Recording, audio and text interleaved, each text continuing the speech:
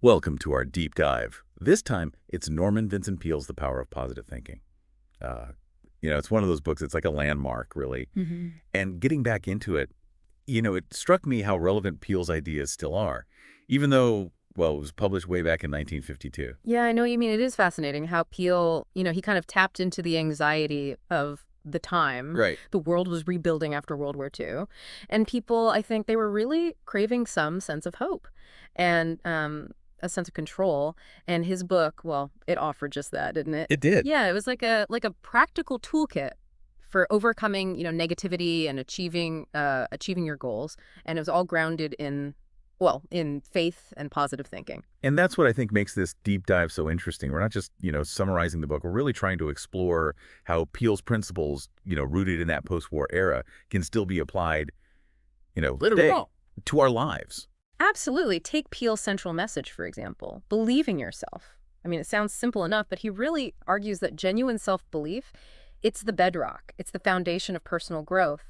And without it, well, all the positive thinking techniques in the world, they just won't get you very far. Yeah, yeah. It's like Peale saying you have to build the foundation first Yeah. before you can even think about building the skyscraper. Precisely. And he illustrates this with, these compelling stories, like the one about the businessman. He's on the verge of bankruptcy and he turns his life around through positive affirmations and prayer. Now, you might be thinking, well, isn't that just wishful thinking? But Peele's genius, it really lies in understanding that worry, it paralyzes us. So he suggests that we replace worry with faith, but not as blind optimism, but as a way to free your mind, to focus on solutions. I've always struggled with that whole replace worry with faith thing. But the way you've just explained it as a way to, like, clear mental space for problem solving, that actually makes a lot of sense to me. It's not about ignoring the problem, right? Right. It's about shifting your energy towards finding a solution. Exactly. That's a great insight. And Peele doesn't just talk about this in, these abstract terms. He provides really concrete techniques. Remember the story about the woman? She was terrified of public speaking, and she used visualization and prayer to overcome her fear. And this is where it gets really interesting for those of you who are familiar with visualization techniques. Peele, he highlights how visualization, well, it isn't just wishful thinking, by mentally rehearsing success, you build confidence and you prepare your mind for the actual event. I'm a big believer in visualization, but I've never thought about it as a form of mental rehearsal. That's brilliant. It's like athletes, practicing their moves before a big game. Exactly. And that brings us to another key principle, the power of expectation. Peele famously said, expect the best and get it. Now, I know that this can sound like a dangerous oversimplification. I mean, if we all just sat around expecting good things to happen, wouldn't we just end up disappointed? But Peele really emphasizes the importance of aligning our expectations with action. Okay, so it's not just about, passive wishing. It's about actively setting those positive expectations and then taking concrete steps to make them a reality. Precisely. He really believed that a positive attitude, it attracts positive results. And this ties in with another powerful idea he presents, which is the choice of happiness. Yeah. He argues that happiness isn't something that happens to us. It's a choice we make. Yeah, that's a really powerful statement. But how do we actually make that choice, especially when life throws curveballs our way? Well, Peele encourages us to take stock, of our blessings, Yeah. big and small, and cultivate gratitude. It's about actively shifting our focus from what we lack to what we have, and surrounding ourselves with positive influences. And this is where I think Peele's emphasis on practical application, it really shines. He doesn't just leave us with these lofty concepts. He gives us actionable tools to cultivate a positive mindset. And that's what we're going to be unpacking next. We'll dive into some of Peele's most effective techniques, from daily affirmations and gratitude journaling to visualization and prayer, and we'll explore how you can integrate them into your own life. Okay, so we've been talking about, the foundation of Peele's philosophy, believing in yourself, replacing worry with faith-driven action, Yeah. Setting positive expectations and choosing happiness. But how do we actually put these principles into practice? Well, Peele gives us a whole toolkit of techniques, and that's what we're going to unpack now. Right. One technique that really that resonates with me is the daily affirmation, those positive statements that you repeat to yourself to reprogram your thinking. Right. Peale, he suggests choosing a phrase that, well, it embodies the quality you want to cultivate. Like I am confident and capable, and repeating it several times a day. Right. But here's where it gets interesting. For those of you who are already familiar with affirmations, Peale goes beyond just repeating words. He emphasizes the importance of truly feeling the emotion behind the affirmation. I mean, almost embodying it as you say it. That makes sense. It's like the difference between just, reading a recipe Yeah. and actually, tasting the food. Wow. You need to engage your senses to fully experience it. Exactly. And that sensory engagement, Yeah. it's key to making affirmations work. Peale also recommends keeping a gratitude journal, writing down a few things, that you're grateful for each day. It sounds simple, but it's a really powerful way to shift your focus, from what you lack to what you have, and cultivate a sense of contentment and appreciation. I've tried gratitude journaling before, and I have to admit it can feel a bit forced at times, but thinking about it in the context of Peele's overall philosophy, actively choosing happiness, focusing on the positive, it takes on a whole new meaning. It's like a deliberate act of rewiring your brain to notice and appreciate the good things in your life. Yeah, that's a great way to put it. And of course, prayer plays a central role in Peele's philosophy. He encourages readers to establish a regular prayer routine. Not just to ask for things, but to connect with a higher power and find guidance, strength, and peace. What's fascinating is that he even suggests writing out your prayers as if you're having a conversation with a trusted friend. This approach makes prayer feel less formal and more like a genuine dialogue. That's a really interesting idea. I think for many people, prayer can feel intimidating or even inaccessible. Yeah. But framing it as a conversation, well, it makes it feel more relatable and personal. Absolutely. And he also emphasizes the importance of visualization, spending a few minutes each day vividly imagining yourself, achieving your goals. It's not about just, daydreaming. It's about creating a mental blueprint for success and training your mind to believe that it's possible. This whole expect the best and get it idea, it reminds me of that time.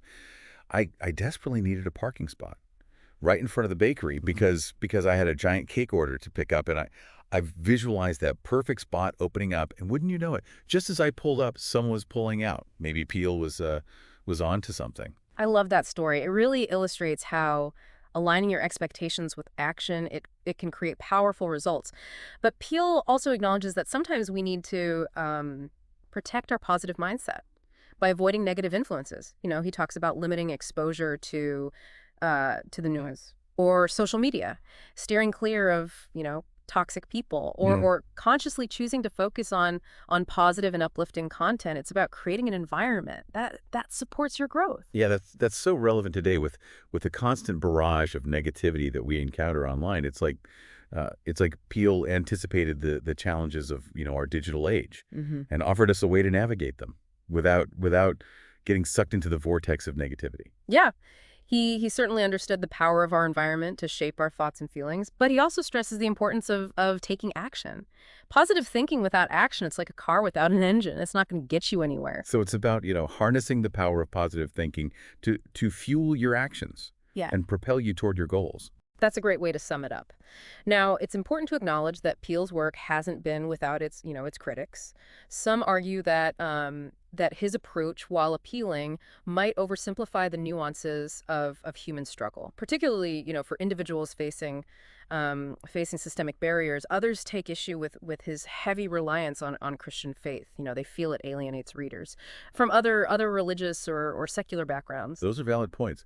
Peele's book is deeply rooted in his Christian beliefs, and that might not resonate with everyone. However, his core message about the power of belief and positive thinking and self-determination, can be interpreted, more broadly and applied to a variety of contexts. And I think that's why his work continues to resonate with so many people today. Even if you don't, agree with everything Peale says, there's something undeniably powerful about his message of hope and self-belief and the power of the human spirit to overcome challenges. Absolutely. So as we delve further into the power of positive thinking, I want you to consider, Which of Peele's techniques, resonates most with you? How might you incorporate his insights into your own life? Peele's work offers a framework for navigating, the complexities of life and creating a brighter future, but it's up to each of us to take his ideas and make them our own. He gives us the tools. Yeah. We build a masterpiece, and that's what makes this deep dive so exciting. It's a journey of self-discovery and empowerment. Now, Peele also talks about this idea of breaking free from the habit of failure, and that's where we'll pick up in the final part of our deep dive. Stay tuned. Welcome back to our deep dive into the power of positive thinking. In this final part, we're going to explore one of Peele's, I think, most intriguing concepts, breaking free from the habit of failure. Now, this isn't just about, avoiding mistakes. It's about recognizing and dismantling those self-sabotaging patterns Yeah. of thought, the ones that keep us stuck. Yeah, I agree. Peele, he dedicates a whole chapter to this idea, arguing that, well, a lot of us, we unconsciously perpetuate failure by, dwelling on past mistakes Yeah. and harboring this lack of self-belief. It's fascinating that he doesn't just, tell us to think positive and expect things to magically change. He offers this very specific technique. It's transforming the phrase "I can't" into "I can do all things through Christ who strengthens me." Hmm. I've heard that phrase, well, countless times, but I never really thought about it as a tool for breaking free from those negative thought patterns. It's like he's taking a common self-defeating phrase, Yeah. and turning it on its head, replacing it with an affirmation of strength, Right. and possibility. Exactly. And by tapping into this source of strength, greater than themselves, individuals can overcome those feelings of inadequacy and embrace a belief in their own capabilities. It's like he's saying, don't just rely on your own willpower. Connect to something bigger, something that can empower you to achieve what you thought was impossible. That's a great way to put it. And building on this idea of empowerment, Peele talks about the importance of cultivating enthusiasm and energy. He sees them as essential ingredients for success. Oh, I love that he brings in the element of enthusiasm. It's like he's saying, it's not enough to just believe in yourself. You have to be passionate Yeah. and energized, about your goals to truly make them happen. Exactly. And he suggests that we can cultivate enthusiasm by focusing on our passions, setting these inspiring goals, and surrounding ourselves with positive and energetic people. It's about finding that spark that ignites our motivation and drives us forward. He even gives these practical tips, for boosting your energy levels. Things like, getting enough sleep, eating healthy foods, and engaging in activities that bring you joy. It's like he's created a holistic approach to success, nurturing your mind, body, and spirit.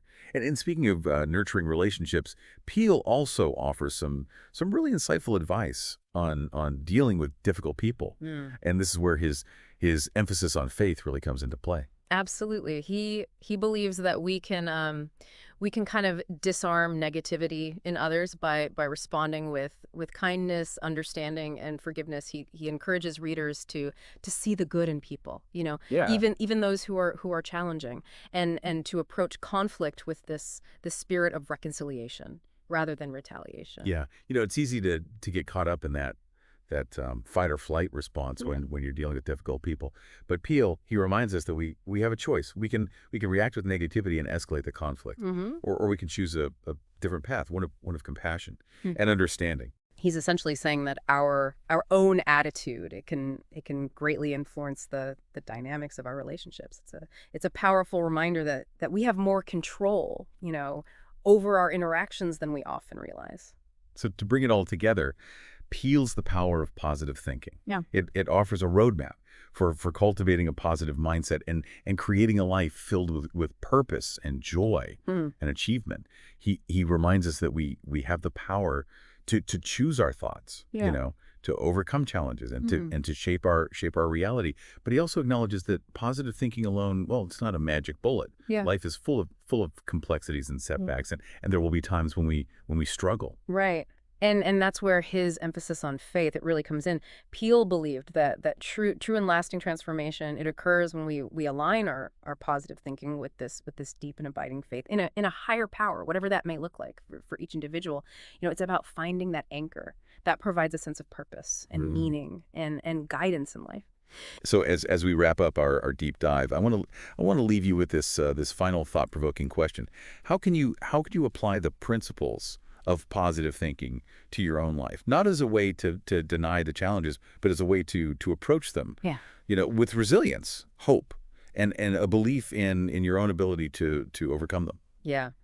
Peele's work, it serves as a powerful reminder that we have far more agency than we often give ourselves credit for. We have the power to choose our thoughts, Hmm. to shape our attitudes, and ultimately to create a life that aligns with our deepest aspirations. And that is the true power of positive thinking. Thanks for joining us on this deep dive.